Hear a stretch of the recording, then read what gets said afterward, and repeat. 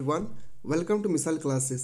Dear student, अगर आप class 11 से रिलेटेड है और इकोनॉमिक्स सब्जेक्ट आप रखे हैं तो आपके लिए ये वीडियो मोस्ट इंपॉर्टेंट होने वाले हैं। आज हम लोग देखने वाले हैं इकोनॉमिक्स से रिलेटेड 2023 की एग्जाम में किस तरह से आपके पेपर में क्वेश्चन पूछे जाने वाले हैं।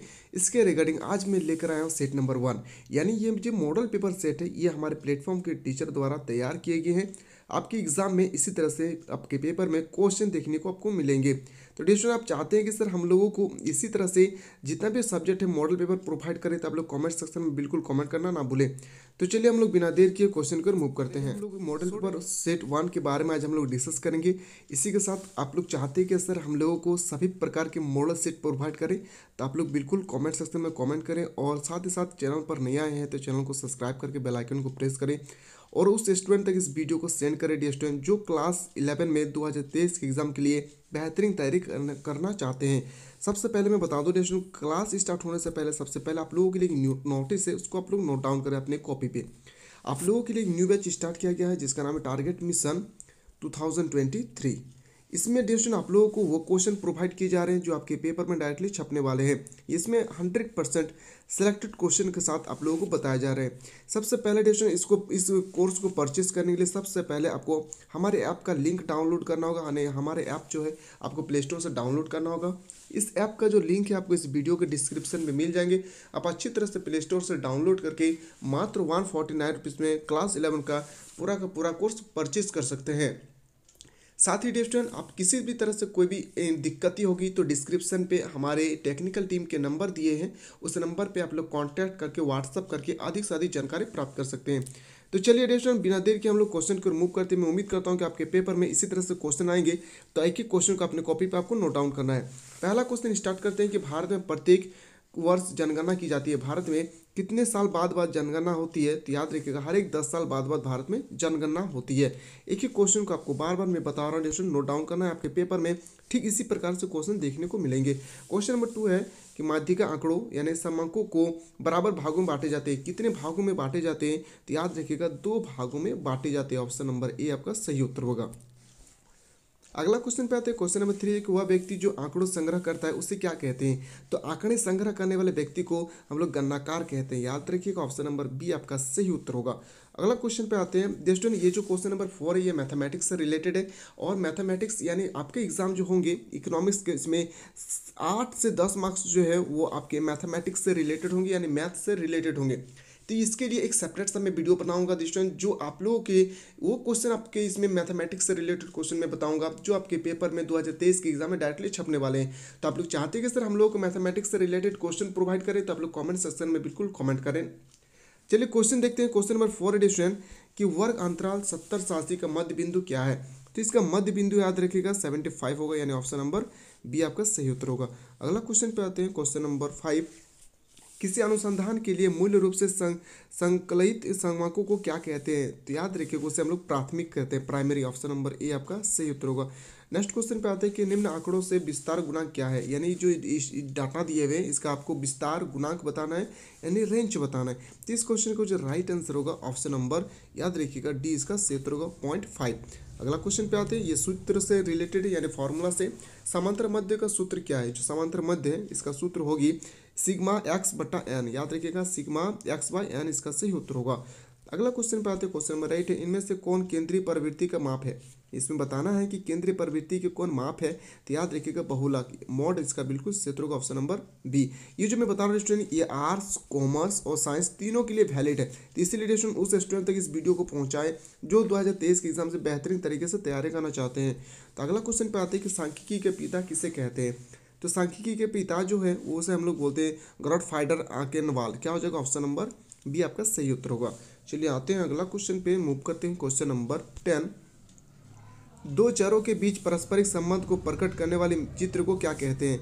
तो उसे हम लोग बोलते हैं याद रखिए विक्षेप चित्र। क्या कहते हैं? विक्षेप चित्र। ऑप्शन नंबर बी आपका राइट आंसर है। अगला क्वेश्चन पे आते हैं। क्वेश्चन नंबर 11, किसी ग्राफ पेपर में कितने चरण होते हैं? किसी ग्राफ पेपर में कितने चरण होते हैं? तो इसका बिल्कुल सही उत्तर होगा ऑप्शन नंबर डी 4 चरण होते हैं। ऑप्शन नंबर डी आपका सही उत्तर होगा। नेक्स्ट क्वेश्चन है क्वेश्चन नंबर 12, उपभोक्ता मूल्य निर्देशन निर्माण करने का सूत्र क्या है? तो इसका जो फॉर्मूला है वो ऑप्शन नंबर आपका बिल्कुल सही उत्तर होगा ए। अगला क्वेश्चन पे आते हैं। क्वेश्चन नंबर 13, श्रेणी का n/4 वा पद क्या है? तो इसका याद रखिएगा, इस क्वेश्चन को जो ये भी मैथमेटिक्स से रिलेटेड है दोस्तों, तो ये भी मैं बताऊंगा आप लोगों को। एक मैथमेटिक्स से रिलेटेड एक सेपरेट वीडियो होंगे जिसमें आपको सभी प्रकार के मैथमेटिक्स से रिलेटेड क्वेश्चन बताए जाएंगे। तो फिलहाल इस क्वेश्चन को बिल्कुल सही उत्तर होगा प्रथम, ऑप्शन नंबर ये आपका सही उत्तर होगा। नेक्स्ट क्वेश्चन पे आते हैं। क्वेश्चन नंबर 14 है कि समग्र के एक छोटे से भाग को हम लोग क्या कहते हैं? तो उसे हम लोग बोलते हैं निर्देशन यानी प्रतिदर्शन, ऑप्शन नंबर बी आपका राइट आंसर है। नेक्स्ट क्वेश्चन पे आते हैं। क्वेश्चन नंबर 15, इनमें से कौन सा चरण खंडित है? इसमें से कौन सा चर जो है खंडित है? तो इसका राइट आंसर होगा ऑप्शन नंबर सी, छात्रों का संख्या, ऑप्शन नंबर सी आपका सही उत्तर होगा। नेक्स्ट क्वेश्चन पे आते हैं। क्वेश्चन नंबर 16 है कि किस अर्थशास्त्री ने कल्याण संबंधित परिभाषा प्रस्तुत किया था? तो उस छात्र का नाम है, उस अर्थशास्त्री का नाम आपको बताना है। तो उसका नाम याद रखिएगा मार्शल। क्या हो जाएगा? मार्शल इसका बिल्कुल सही उत्तर होगा। अगला क्वेश्चन पे आते हैं। क्वेश्चन नंबर 17, तथ्यों को उनकी समानता एवं विशेषता के आधार पर क्रमबद्ध करने की क्रिया क्या कहलाती है? तो इसको हम लोग बोलते हैं, याद रखिएगा, वर्गीकरण, ऑप्शन नंबर सी आपका राइट आंसर है। अगला क्वेश्चन पे आते हैं। क्वेश्चन नंबर 18, एक श्रेष्ठ प्रश्नावली के गुण है। एक श्रेष्ठ जो प्रश्नावली के है उसका गुण बताना है। तो उसका गुण हो जाएगा ऑप्शन नंबर डी, और ऑप्शन नंबर डी इसका बिल्कुल सही उत्तर होगा इनमें से सभी। नेक्स्ट क्वेश्चन पे आते हैं कि किस अर्थशास्त्री के अनुसार अपीकरण अपीकरण पदों के विचरण का मापन है? इस क्वेश्चन का जो सही उत्तर होगा ऑप्शन नंबर बी, बाउले। याद रखिएगा, इसका राइट आंसर होगा option number B. Next question में बता रहा हूँ, ये भी मैथमेटिक्स से रिलेटेड है। आपके पेपर में इसी तरह से क्वेश्चन छपने वाले हैं कि निम्नलिखित आंकड़ों से समांतर मध्य ज्ञात करना है। ये जो मैथमेटिक्स से रिलेटेड क्वेश्चन, इसको बिल्कुल सही उत्तर होगा ऑप्शन नंबर डी, यानी ऑप्शन नंबर सी इसका राइट आंसर होगा। 18 इसका मैथमेटिक्स में बताऊंगा क्वेश्चन इसको सेपरेट से, तो आप लोग इसको फिलहाल नोट डाउन करके रखें अपने कॉपी पे। क्वेश्चन है 21 की जब निचले और ऊपरी दोनों सीमाओं पर विचार करते हैं तो उसे उस वर्ग को हम लोग क्या कहते हैं? उस वर्ग को हम लोग बोलते हैं समावेश, ऑप्शन नंबर बी आपका राइट आंसर है। नेक्स्ट क्वेश्चन है क्वेश्चन नंबर 22 मैथमेटिक्स से रिलेटेड, यदि बहुलक जेड 16 और समांतर मध्य 50 दिया हो तो माध्यिका आपको बताना है। इस क्वेश्चन का राइट आंसर होगा option number C 15.6। Next question है क्वेश्चन नंबर 23, निर्देशांक के प्रकार है। निर्देशांक के प्रकार है तो याद रखिएगा इनमें से सभी, ऑप्शन नंबर डी का राइट आंसर है। अगला क्वेश्चन पे आते हैं। क्वेश्चन नंबर 24, वह ग्राफ जो संचयी आवृत्ति वितरण को दर्शाता है, वह ग्राफ जो संचयी आवृत्ति वितरण को क्या दर्शाते हैं? तो इसका राइट आंसर होगा ऑप्शन नंबर ए, त्वरण चित्र, ऑप्शन नंबर ए आपका सही उत्तर होगा। नेक्स्ट क्वेश्चन पे आते हैं। Question number 25 edition, very very important question है। भारतीय सांख्यिकी संस्थान कहाँ स्थित है? तो जो संस्थान है वो कहाँ पे स्थापित किए गए हैं? तो आपको नाम बताना है, याद रखिएगा कोलकाता पे। कहाँ पे? कोलकाता, इसका बिल्कुल सही उत्तर होगा। तो डिस्टर आपका इकोनॉमिक्स में 2 बुक है, याद रखिएगा। इकोनॉमिक्स में आपको 2 बुक है, जिसमें से बुक नंबर 1 के बारे में हमें 25 क्वेश्चन पूछे जाएंगे और बुक नंबर 2 से 25 क्वेश्चन। तो आते हैं अगला बुक नंबर 2 से रिलेटेड किस तरह से क्वेश्चन पूछे जाएंगे। तो 26 है कि इनमें से कोई नगद फसल है, तो नगद फसल बताना है। तो याद रखिएगा वो हो जाएगा आपका कपास, ऑप्शन नंबर सी आपका सही उत्तर होगा। क्वेश्चन नंबर 27, विश्व को किस अन्य नाम से जाना जाता है? जो विश्व बैंक है उसे हम लोग किस अन्य नाम से जानते हैं? तो इस क्वेश्चन का राइट आंसर होगा IBRD, ऑप्शन नंबर डी आपका सही उत्तर होगा। नेक्स्ट क्वेश्चन पे आते हैं। क्वेश्चन नंबर 28 कि सरकार द्वारा सार्वजनिक क्षेत्र के समानता हिस्सों को निजी क्षेत्र के हाथों बेचना क्या कहलाता है? तो इसे हम लोग क्या बोलते हैं? विनिवेश, ऑप्शन नंबर बी आपका सही उत्तर होगा। नेक्स्ट क्वेश्चन है क्वेश्चन नंबर 29, मानव पूंजी निर्माण में बाधा है। मानव पूंजी में जो निर्माण बाधा है उसको बताना है। तो इनमें से सभी, ऑप्शन नंबर डी आपका सही उत्तर होगा। अगला क्वेश्चन पे आते हैं। क्वेश्चन नंबर 30, ऊर्जा के पारंपरिक स्रोत है। जो ऊर्जा है इसके पारंपरिक स्रोत क्या है? तो ऊर्जा के जो पारंपरिक स्रोत है इनमें से दोनों, यानी ऑप्शन नंबर सी आपका सही उत्तर होगा। नेक्स्ट क्वेश्चन पे आते हैं। क्वेश्चन नंबर 31, कि सरकार द्वारा जो कर व्यक्तियों की आय पर लगाई जाती है उसे हम लोग क्या कहते हैं? तो याद रखिएगा उस कर को हम लोग बोलते हैं क्या? तो याद रखिएगा इस क्वेश्चन का बिल्कुल सही उत्तर होगा प्रत्यक्ष यानी डायरेक्ट कर, ऑप्शन नंबर ए आपका सही उत्तर होगा। अगला क्वेश्चन पे आते हैं। क्वेश्चन नंबर 32, इनमें से कौन सा उद्योग लघु एवं कठोर उद्योग के अंतर्गत आते हैं? इसका राइट आंसर होगा ऑप्शन नंबर डी, और याद रखिएगा ऑप्शन नंबर डी आपका सही उत्तर होगा। नेक्स्ट क्वेश्चन पे आते हैं 33 की गरीबी रेखा का संबंध है। जो गरीबी रेखा है उसका संबंध किससे है? तो इसका राइट आंसर होगा ऑप्शन नंबर बी, निरपेक्षण निर्धनता, ऑप्शन नंबर बी आपका सही उत्तर होगा। अगला क्वेश्चन पे आते हैं कि कृषि साख के गैर संस्थागत स्रोत है। तो इसका जो राइट आंसर होगा ऑप्शन नंबर डी आपका सही उत्तर होगा, महाजन। अगला प्रश्न है आपके सामने, मोस्ट इंपॉर्टेंट क्वेश्चन है क्वेश्चन नंबर 35, कि आधारित संरचना के दो प्रकार कौन सा है, तो आपको बताना है। इसका राइट आंसर होगा ऑप्शन नंबर डी, सामाजिक एवं आर्थिक। ऑप्शन नंबर डी आपका सही उत्तर होगा। अगला क्वेश्चन पे आते हैं कि सीएफसी का पूर्ण नाम क्या है। जो सीएफसी है उसका फुल फॉर्म बताना है। तो सीएफसी का जो फुल फॉर्म होता है ऑप्शन नंबर सी, क्लोरोफ्लोरोकार्बन। याद रखिएगा ऑप्शन नंबर सी आपका सही उत्तर होगा। अगला क्वेश्चन पे आते हैं, क्वेश्चन नंबर 37। 12वीं पंचवर्षीय योजना की अवधि कब है। 12वीं पंचवर्षीय योजना जो है उसकी अवधि आपको बताना है। तो इस क्वेश्चन का बिल्कुल सही उत्तर होगा 2012 से 2017। ऑप्शन नंबर ए आपका सही उत्तर होगा। अगला क्वेश्चन पे आते हैं, क्वेश्चन नंबर 38। कृषि साख के साधन है, जो कृषि साख है उसके साधन है, तो इसका राइट आंसर होगा ऑप्शन नंबर डी, इनमें से सभी।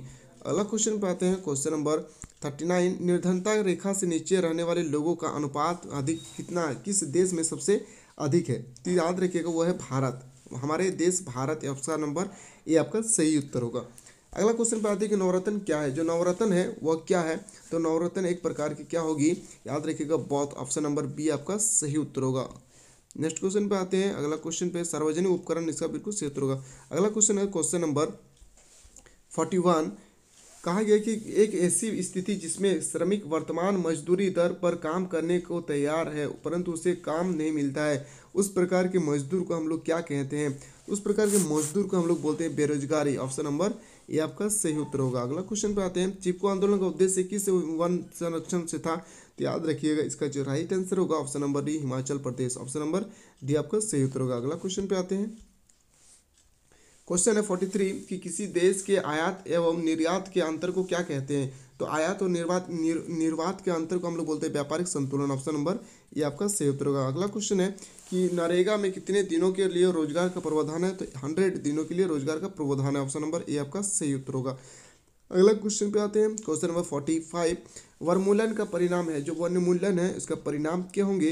इसका राइट आंसर होगा इनमें से सभी। ऑप्शन नंबर डी आपका राइट आंसर होगा। इसी तरह से आप लोग चाहते हैं कि सर हम लोगों को इकोनॉमी से रिलेटेड जितना भी मॉडल सेट आपके प्लेटफॉर्म के टीचर द्वारा तैयार किए गए सभी प्रकार के मॉडल पेपर को प्रोवाइड करें, तो आप लोग कमेंट सेक्शन में बिल्कुल कमेंट करना ना भूलें। क्वेश्चन है स्टूडेंट कि मानव पूंजी में सम्मिलित है, इसमें कौन जो है मानव पूंजी में सम्मिलित है। तो इसका राइट आंसर होगा क्वेश्चन नंबर, बिल्कुल इसका सही उत्तर होगा ऑप्शन नंबर ए, इसका सही उत्तर होगा श्रमिक और उद्यमी दोनों।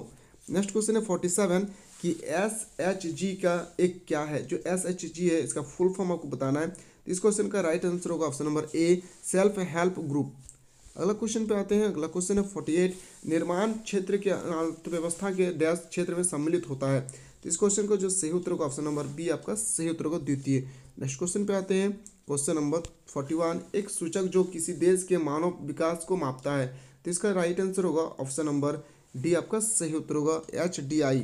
आज का लास्ट प्रश्न है, इसके बाद हम लोग मॉडल सेट नंबर 2 को डिस्कस करेंगे जो आपके एग्जाम में डायरेक्टली पूछे जाने वाले हैं। क्वेश्चन है प्रति व्यक्ति आय किस देश में अधिक है। प्रति व्यक्ति आय किस देश में अधिक है, तो सबसे अधिक जो है वो चाइना में है, यानी चीन में।